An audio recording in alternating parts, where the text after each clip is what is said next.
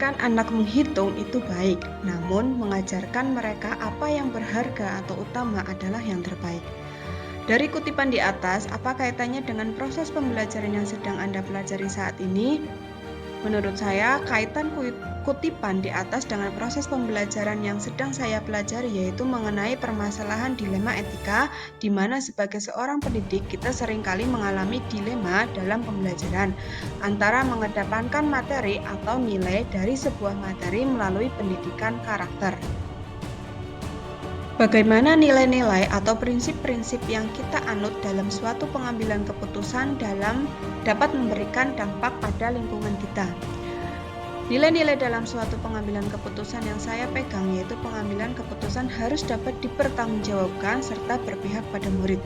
Hal tersebut juga diharapkan dapat memberikan dampak positif untuk lingkungan sekolah yaitu terciptanya lingkungan yang aman, nyaman, tanpa ada perselisihan.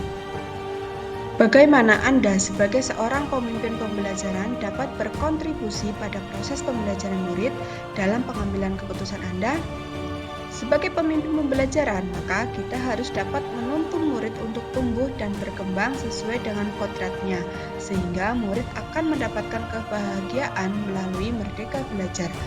Pengambilan keputusan dalam pembelajaran harus mengutamakan kebutuhan belajar murid yang dapat dilaksanakan melalui pembelajaran berdiferensiasi. Menurut Anda, apakah maksud dari kutipan ini jika dihubungkan dengan proses pembelajaran yang telah Anda alami di modul ini? Jelaskan pendapat Anda.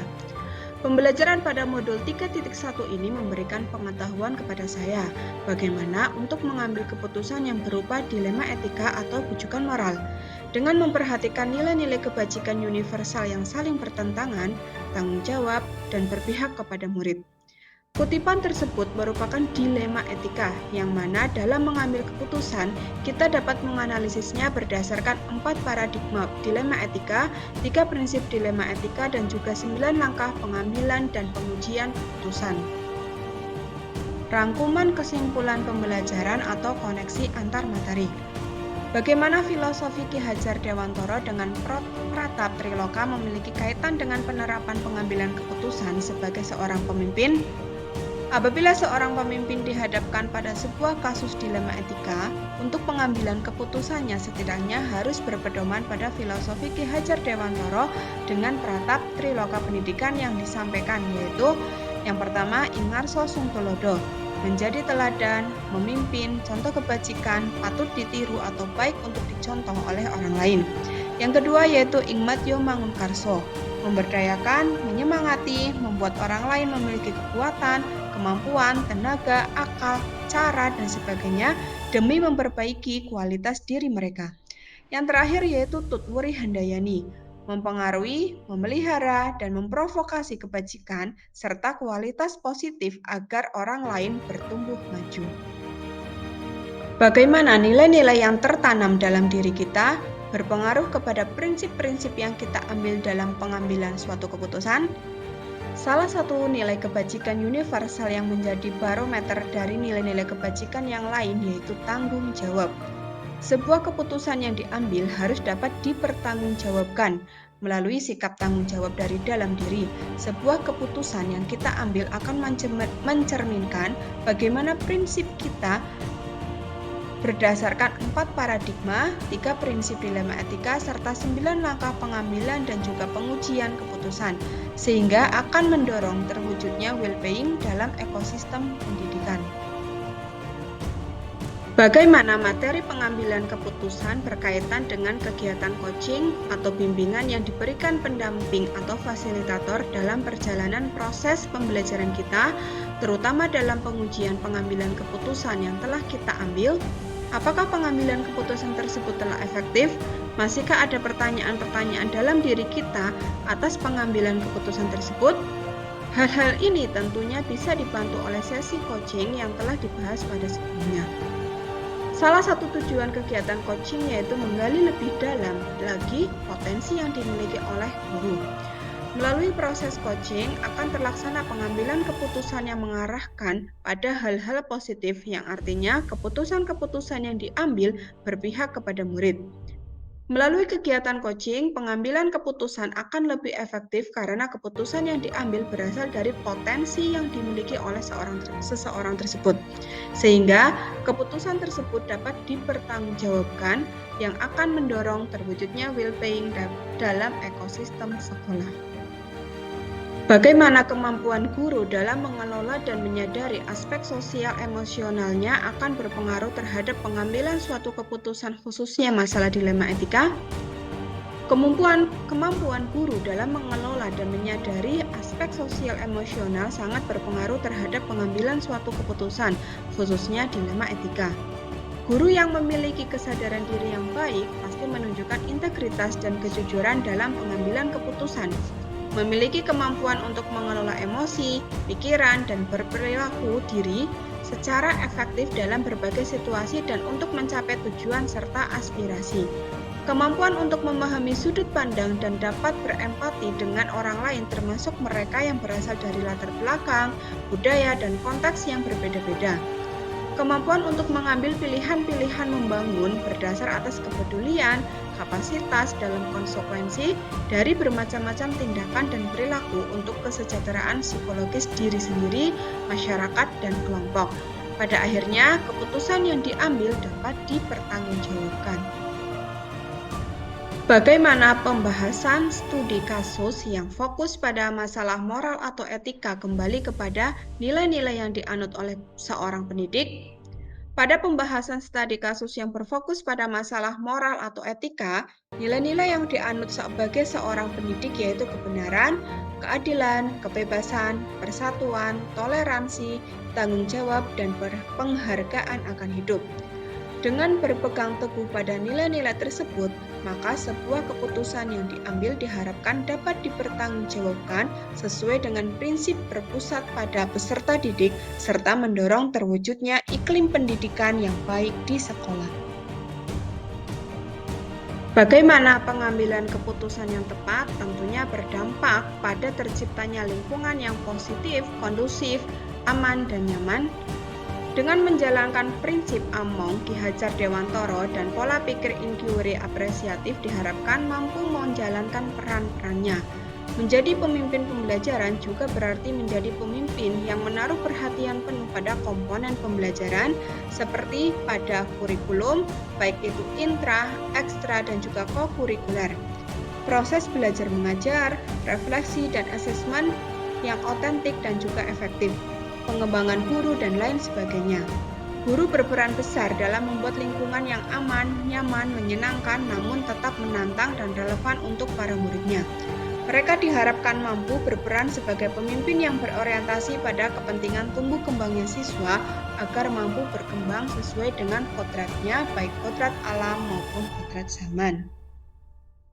Apakah tantangan-tantangan di lingkungan Anda untuk dapat menjalankan pengambilan keputusan terhadap kasus-kasus dilema etika ini? Adakah kaitannya dengan perubahan paradigma di lingkungan Anda? Tantangan-tantangan dalam menjalankan pengambilan keputusan diantaranya adalah adanya pemikiran dari tiap individu atau kelompok yang berseberangan.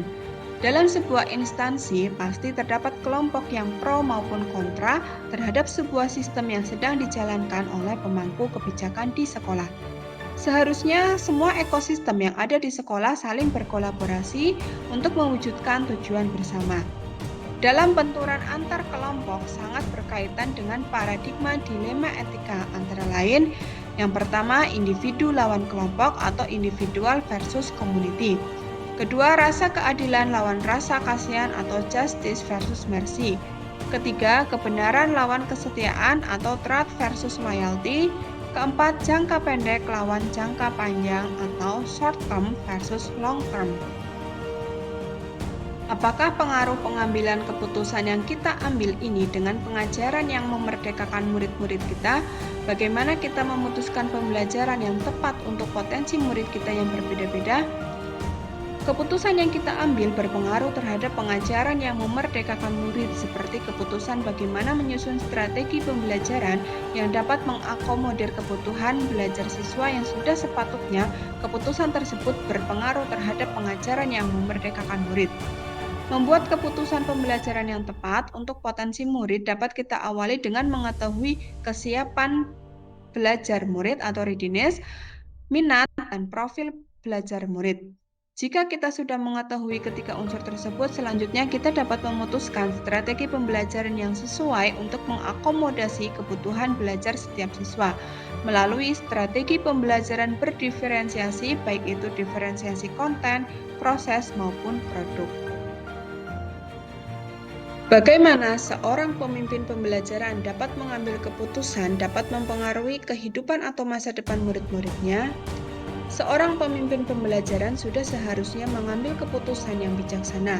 Pengambilan keputusan yang bijaksana dilakukan dengan memperhatikan nilai-nilai kebajikan universal, tanggung jawab, dan keputusan tersebut haruslah berpihak kepada murid agar kehidupan masa depan murid dapat terpenuhi dengan baik. Apakah kesimpulan akhir yang dapat Anda tarik dari pembelajaran modul materi ini dan keterkaitannya dengan modul-modul sebelumnya? Berdasarkan keterkaitannya dengan modul-modul sebelumnya dan pembelajaran yang ada pada modul 3.1 ini, dapat ditarik kesimpulan bahwa dalam pengambilan keputusan kita harus berdasarkan pada 3 unsur, yaitu kebajikan universal, bertanggung jawab terhadap segala konsekuensi, dan berpihak kepada murid. Kita juga dapat menganalisis berdasarkan 4 paradigma dilema etika, 3 prinsip, dan 9 langkah pengambilan dan pengujian keputusan. Pengambilan keputusan sebagai seorang pemimpin setidaknya harus berpedoman pada filosofi Ki Hajar Dewantara dengan pratap trilokanya. Berlandaskan nilai dan peran guru penggerak yang dimiliki, berpedoman pada pembelajaran berdiferensiasi serta sosial emosional, serta memiliki keterampilan coaching yang baik dalam menjalankan langkah-langkah pengambilan keputusan. Sejauh mana pemahaman Anda tentang konsep-konsep yang telah Anda pelajari di modul ini, yaitu dilema etika dan bujukan moral, 4 paradigma pengambilan keputusan, 3 prinsip pengambilan keputusan, dan 9 langkah pengambilan dan pengujian keputusan? Adakah hal-hal yang menurut Anda di luar dugaan? Pemahaman saya terhadap materi tentang konsep-konsep yang telah dipelajari dalam modul ini, yaitu penerapan 4 paradigma dilema etika, 3 prinsip dilema etika, dan 9 langkah pengambilan dan pengujian keputusan sebagai langkah awal untuk menentukan apakah masalah tersebut merupakan dilema etika atau bujukan moral. Sebuah kasus dikatakan dilema etika apabila nilai kebajikan yang bertentangan adalah benar lawan benar. Sedangkan dikatakan bujukan moral apabila nilai kebajikan yang bertentangan yaitu benar lawan salah. Hal-hal di luar dugaan saya, apabila sebuah kasus sudah dipahami sebagai pelanggaran hukum, maka langkah-langkah pengambilan keputusan tidaklah perlu dilanjutkan karena sudah melewati uji legal atau hukum yang menyatakan kasus tersebut adalah benar lawan salah atau merupakan bujukan moral. Sebelum mempelajari modul ini, pernahkah Anda menerapkan pengambilan keputusan sebagai pemimpin dalam situasi moral dilema? Bila mana pernah, apa bedanya dengan apa yang Anda pelajari di modul ini? Jawaban saya adalah pernah. Saat itu dilema etika yang saya alami jika dianalisis berdasarkan paradigma dilema etika masuk ke dalam individu lawan kelompok atau individual versus community. Saat itu saya hanya mengandalkan keputusan akhir yang sekiranya tidak merugikan kedua belah pihak. Setelah saya mempelajari modul ini, ternyata sebuah kasus dilema etika perlu diselesaikan dengan langkah-langkah pengambilan dan pengujian keputusan agar apa yang diputuskan dapat dipertanggungjawabkan dengan baik. Bagaimana dampak mempelajari konsep ini buat Anda? Perubahan apa yang terjadi pada cara Anda dalam mengambil keputusan sebelum dan sesudah mengikuti pembelajaran modul ini? Setelah mempelajari modul ini, dalam mengambil keputusan kita sebagai seorang guru tidak serta-merta atas otoritas atau pandangan bahwa kita dapat mengontrol siswa secara penuh. Tetapi keputusan yang kita ambil harus berlandaskan pada nilai-nilai kebajikan, tanggung jawab, dan berpihak kepada murid. Keputusan yang diambil dapat melalui langkah-langkah pengambilan dan pengujian keputusan. Seberapa penting mempelajari topik modul ini bagi Anda sebagai seorang individu dan Anda sebagai seorang pemimpin? Menurut saya sangatlah penting mempelajari modul ini sebagai seorang pemimpin, di mana sebuah keputusan yang diambil harus berlandaskan beberapa pertimbangan sehingga keputusan yang ada dapat dipertanggungjawabkan dan tidak salah langkah atau bahkan merugikan salah satu pihak, yang justru akan menimbulkan kekacauan. Dengan mempelajari modul ini diharapkan setiap keputusan yang diambil adalah langkah paling bijaksana dan yang terbaik serta bermanfaat untuk orang banyak.